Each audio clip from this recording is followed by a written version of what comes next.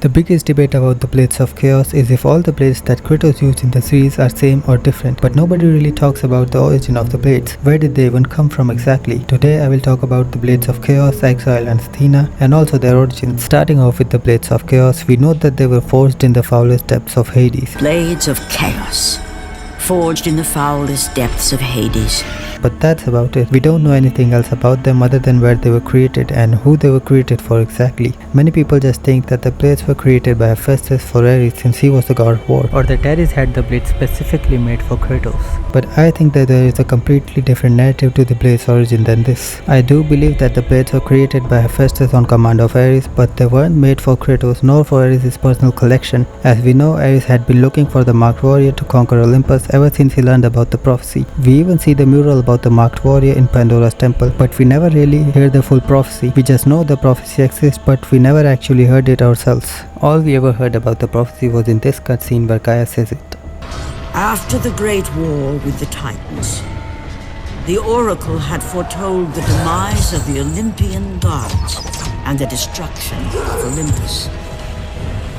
She saw that it would be brought about not by the hands of the Titans, who thirsted for revenge, but by the hands of a mortal, a marked warrior. We all know prophecies are never told straightforward like that. They are told in a much more twisted and poetic way, and this image that we see in the temple of Pandora is all we can see about the prophecy. Many people always talk about this prophecy and mention two warriors fighting Zeus and just assume that it was supposed to be Kratos and Deimos. But people never really paid attention to see that there aren't just two Spartans here. There are three Spartans fighting Zeus.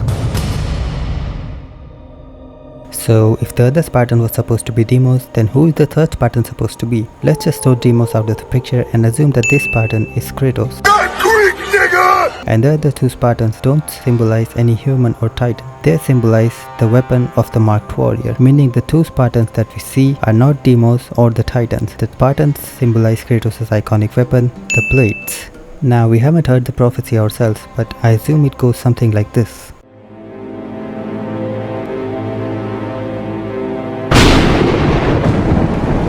In the near future, a marked warrior shall bring about the destruction of Olympus. With his two loyal henchmen, Zeus and his brothers perish, and the very walls of Olympus crush the world of man. Also subscribe to Micromedia.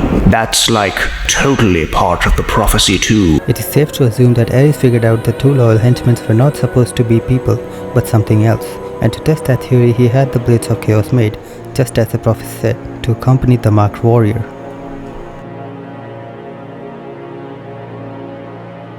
Now let's talk about the origins of the Blades of Athena. Right after Kratos penetrates Ares, Athena calls him gay and Kratos makes his way to the highest peak in all the Line realms and decides to go to the suicide path, which is the same path I will choose if you don't like and subscribe. So if you like God of War content, then make sure to subscribe to Mournvil and like this video.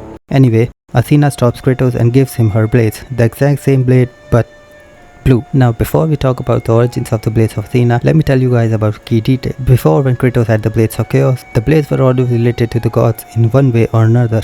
For instance, the rage mode for the Blades of Chaos was called the Rage of the Gods, and the blades helped Kratos while he was working for the gods. And in God of War Ascension, the Blades of Chaos get different powers from different gods of Olympus. And throughout Kratos' entire journey with the blades, all the powers that he's got were from the gods or related to gods in one way or another. But the Blades of Athena are a different story. They are more related to the Titans, and the devs have made that really clear, because with the Blades of Athena, Kratos is able to take Thera's pain. Even the rage mode for the Blades of Athena is called the Rage of the Titans, and the entire arsenal of magic that Kratos gets in God of War 2 is also mostly related to the Titans, Typhon's Brain, Kronos' Rage, and the Atlas Quake. And even his journey is accompanied by a Titan, Gaia. I am the Titan Gaia.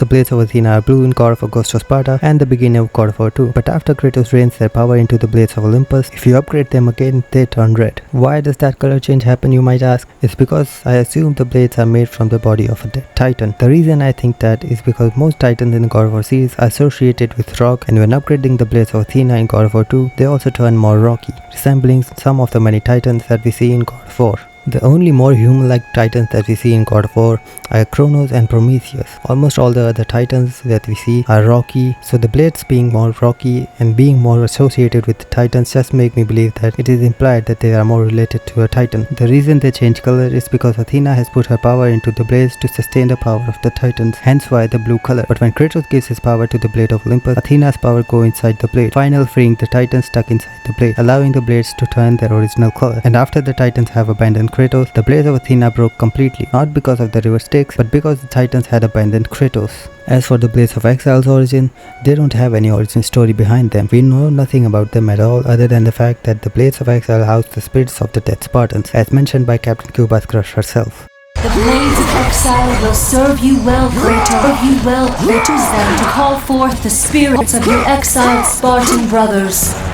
Everything about the Blades of Exile is a complete mystery, so it is safe to assume that they are just a refined version of the Blades of Athena, but that is just a wild guess, and we might need to make another video about it someday. But what do you guys think about the Blades of Exile? Let me know your theories in the comments. Now if you paid attention to the video so far, you already know that the Blades of Athena are made from a dead titan's body, and the Blades of Exile also have souls of the dead Spartans inside them. And similarly, I think there is a soul trapped inside of the Blades of Chaos too. But I have decided that I will leave you guys with a cliffhanger for now, because I think this video is getting too long, so make sure to subscribe so you don't miss part 2 of this video. And with that, I'll now be going to this party I got invited to by some guy called P. Diddy or something, so bye bye.